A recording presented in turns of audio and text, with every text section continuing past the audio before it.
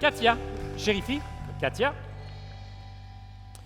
Pour Biosens UM, comme dans l'Université de Montréal, puisque vous êtes à Biosens UM, vous êtes allé aux Pays-Bas participer à une compétition.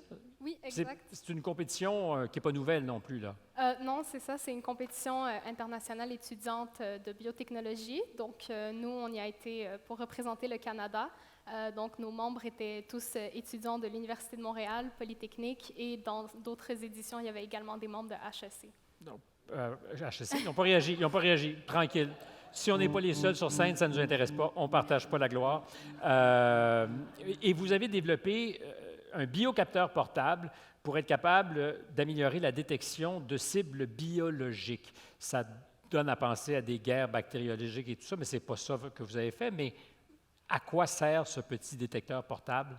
Oui, en fait, un biocapteur, on en a dans la vie de tous les jours, donc les tensiomètres, les glucomètres, c'est toutes les machines en fait qui nous permettent de détecter des cibles biologiques. Donc, ça peut être des virus, des protéines.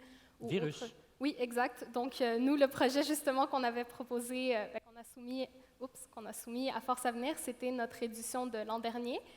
Donc, c'était pour la détection de l'influenza à H1N1, plus précisément. Puis, ça a aussi été optimisé cette année, en fait, pour la technologie qu'on a utilisée. Et quand vous dites que ça a été optimisé, c'est que ça fonctionne? Ça fonctionnait déjà l'année dernière. Cette année, on a poussé la technologie vraiment plus loin au niveau de la performance. C'est la version platine là, que vous nous offrez. Oui, on essaye. Et est-ce que vous seriez capable, en fonction de ce que vous avez comme expérience, de dire, advenant un nouveau virus qui apparaîtrait, en peu de temps, vous seriez capable, à partir de l'information évidemment biologique qu'il faut avoir, de développer un nouveau capteur qui nous permettrait de détecter?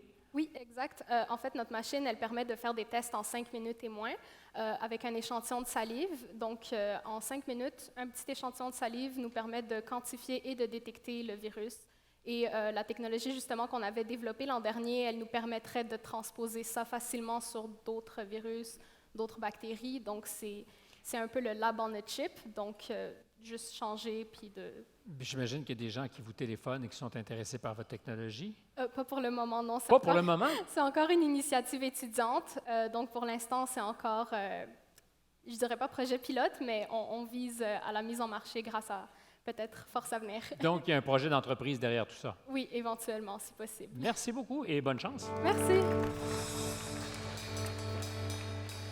Et pour mettre fin au suspense, Jean-François Côté, vice-président service conseil chez CGI.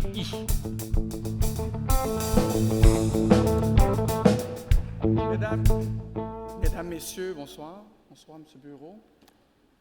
Wow! Moi, j'adore le fait de voir où la technologie peut nous amener. Et vous amenez ça vraiment à un niveau qui est assez incroyable. Vous êtes très inspirant pour moi. C'est vraiment mon domaine de prédilection. Bravo à tous les trois. CGI est fier de s'associer à Force Avenir en soutenant la catégorie Sciences et technologies. Je suis content de pouvoir être sur le jury. Alors, le gagnant, Biosansum.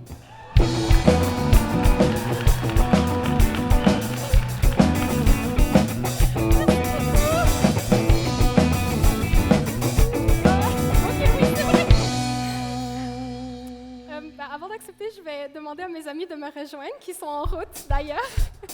Bien joué! Donc, merci d'applaudir également Rima et Alexandrine. D'autres membres n'ont pas pu se présenter malheureusement.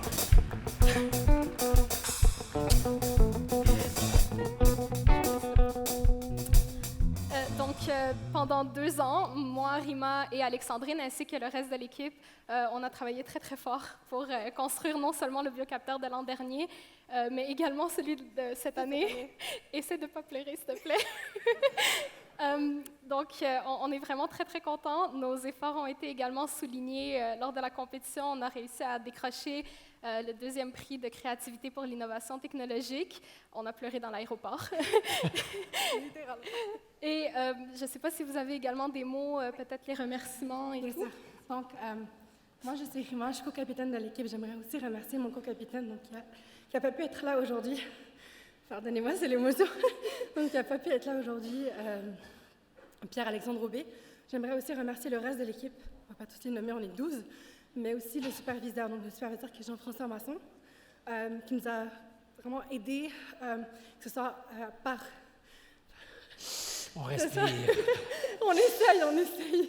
Je pense qu'on est sur le bord de la crise d'asthme. Là. Donc oui, Jean-François Masson qui nous a vraiment supporté tout au long de toutes les éditions, en fait, depuis 2018, si je ne me trompe pas. 17, pardon, je me trompe.